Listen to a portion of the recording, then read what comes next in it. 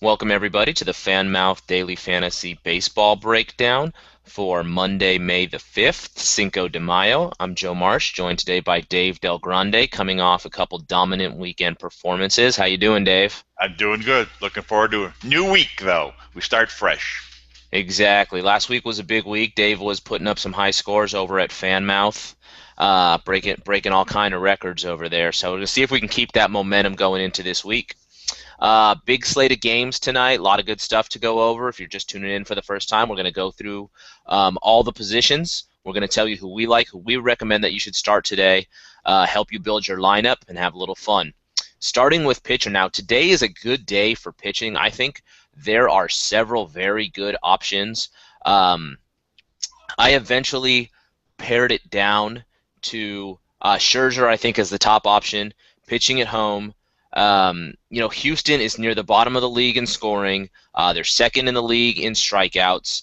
Scherzer's third in the league with 11.77 Ks per nine. Again, like I said, pitching at home, I think he's a great option.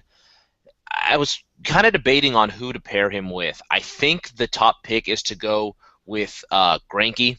Um, he's another guy, a lot of strikeouts, facing a team that strikes out a lot. If you pair these two together, it gives you two of the top four pitchers in terms of Ks per nine, facing two of the top five offenses in strikeouts. So I think you have a chance at a very good strikeout total.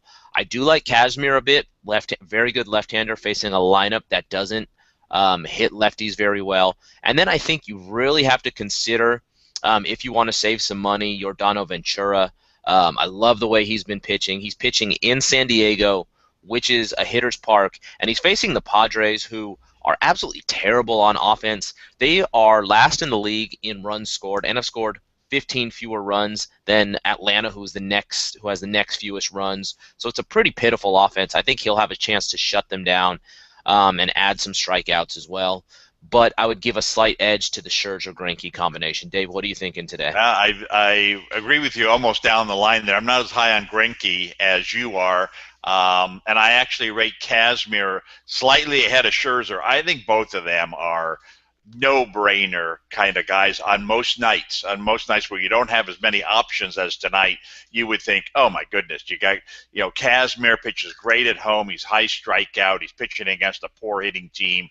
That's an easy choice. And Scherzer, pitching against Houston, another same situation, high strikeout, pitching at home. You just can't get better matchups than those two. You probably shouldn't even look any farther than that. But as you look farther, like you said, you see these other good options. And if it comes down to, wow, you like a lot of hitters too, and you want to save a little money on pitching.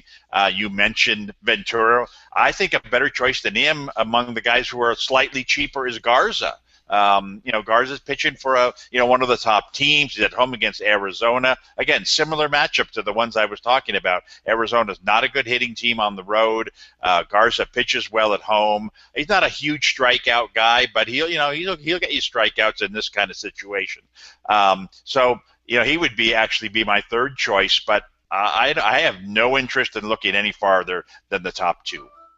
Okay. Yeah, I think we kind of agree. I found some good values, especially on the infield, that we'll get to in a minute. So I think I should have the money to spend at pitcher. I probably, like I said, I like that combination.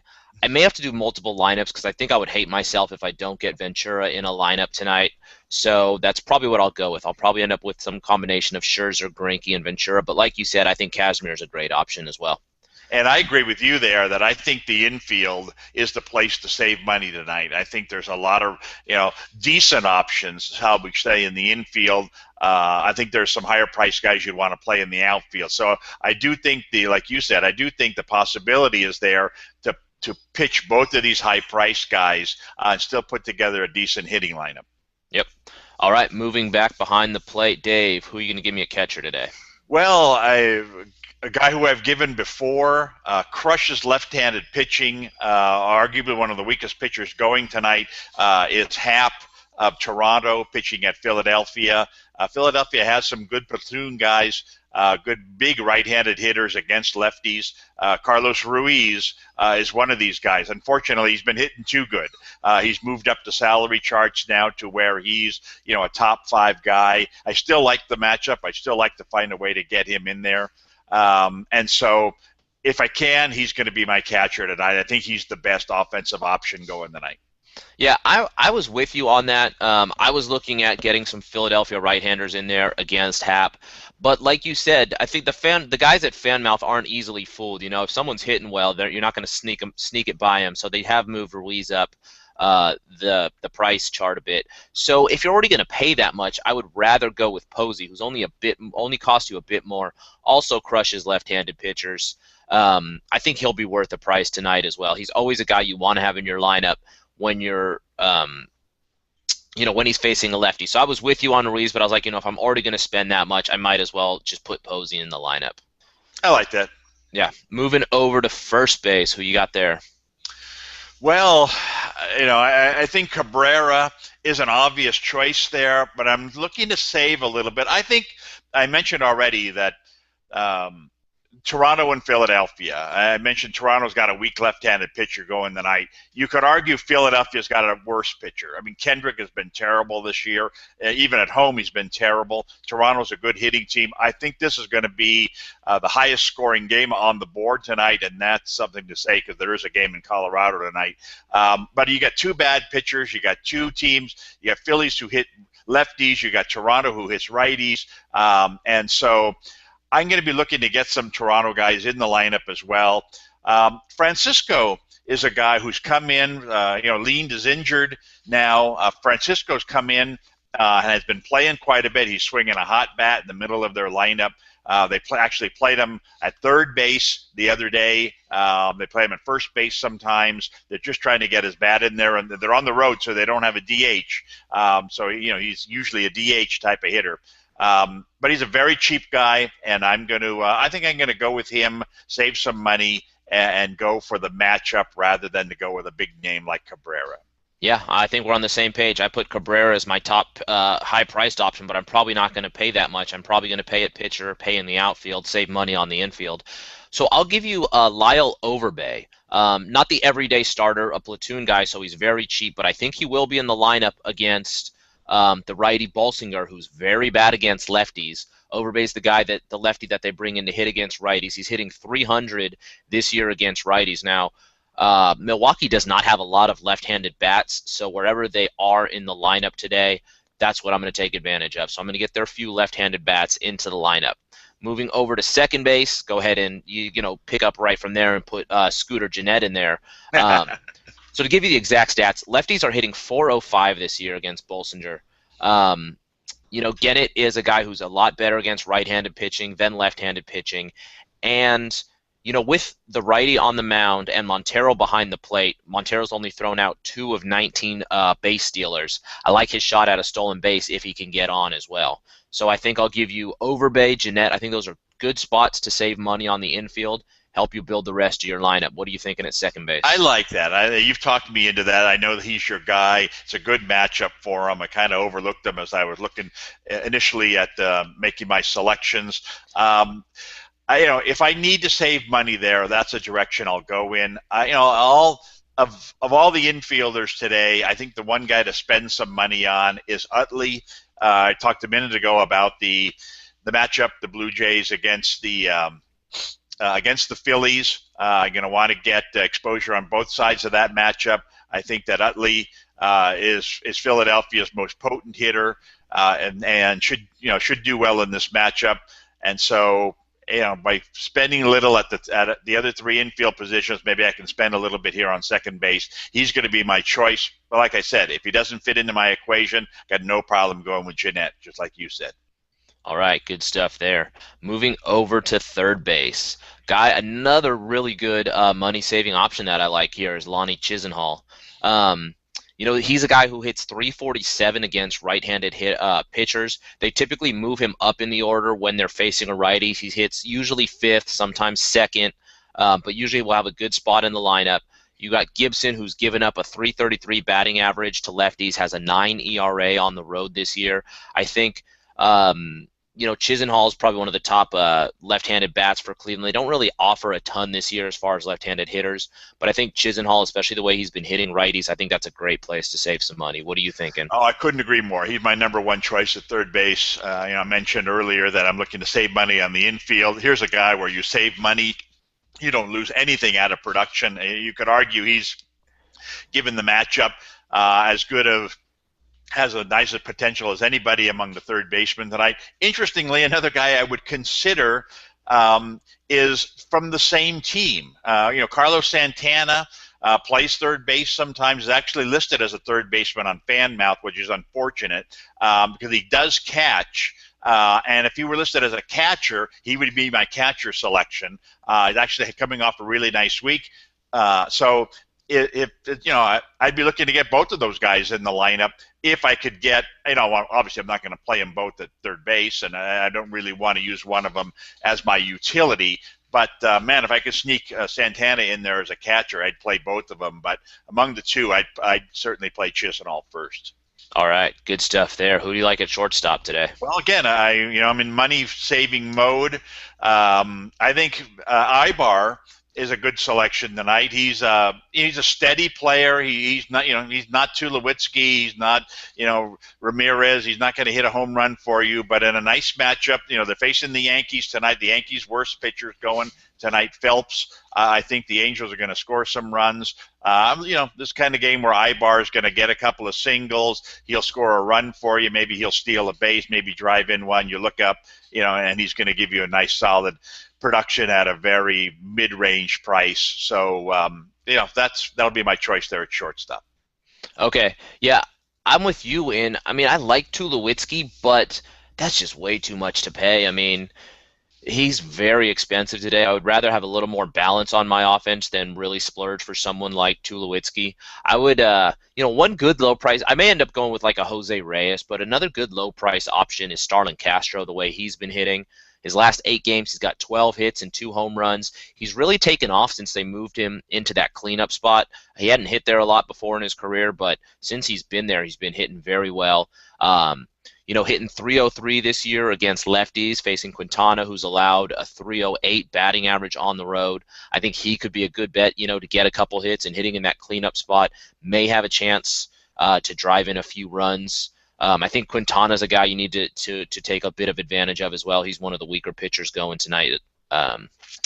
Moving over to the outfield.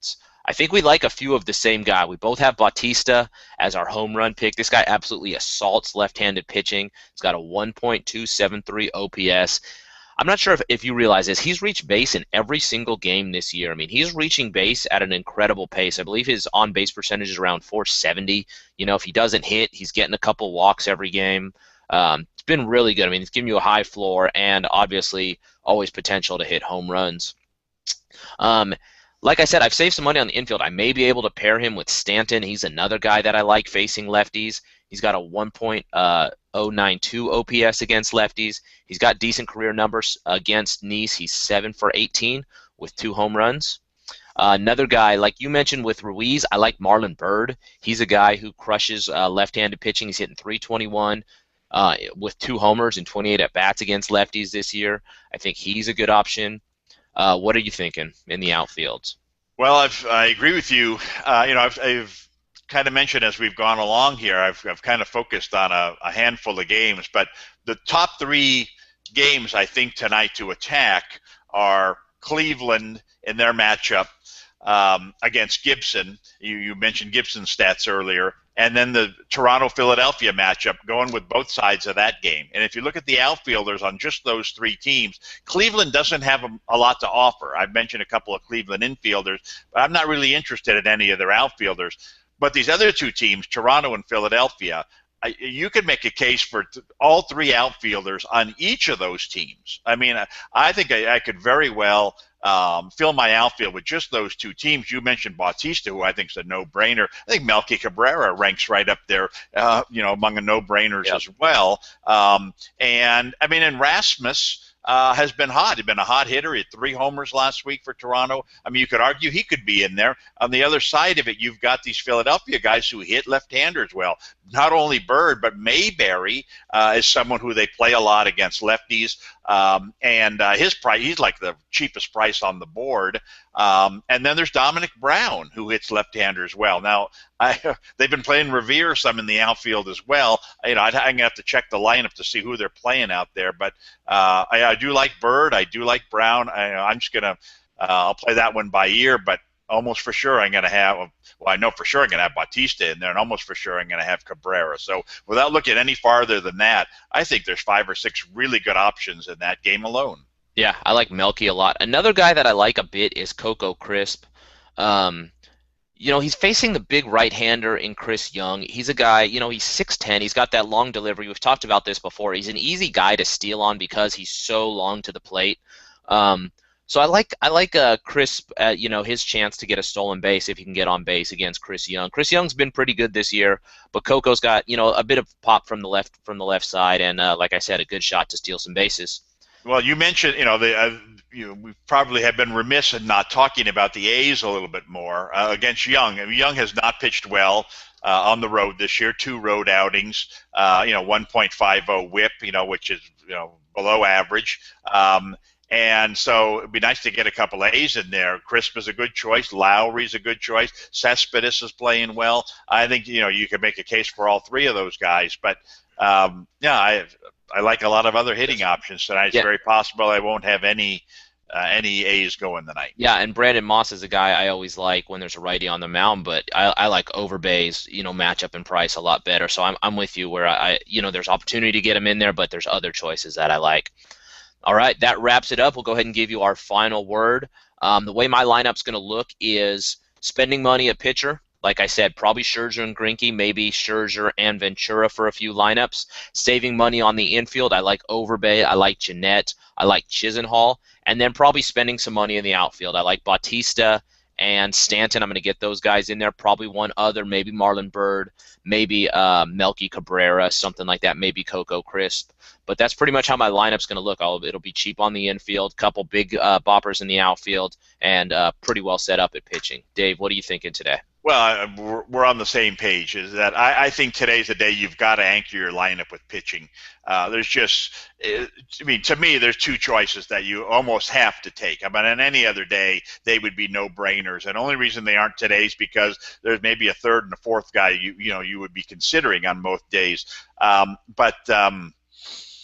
You mentioned already, Scherzer pitching against the Astros. I mean, come on, it doesn't get much better than that. But Kazmir numbers at home are actually better than Scherzer's numbers at home, and Seattle's hitting lineup isn't much better than Houston. So I'm not sure which is the better choice between those 2. So I think those 2 guys, very high-priced guys, but worth the price. And then from there, I talked about three teams that I like, 3 teams that I'm going to concentrate on. I'm going to try to get a couple of Indians infielders into the lineup. Note that Kipnis is injured, and you don't want to put him in there.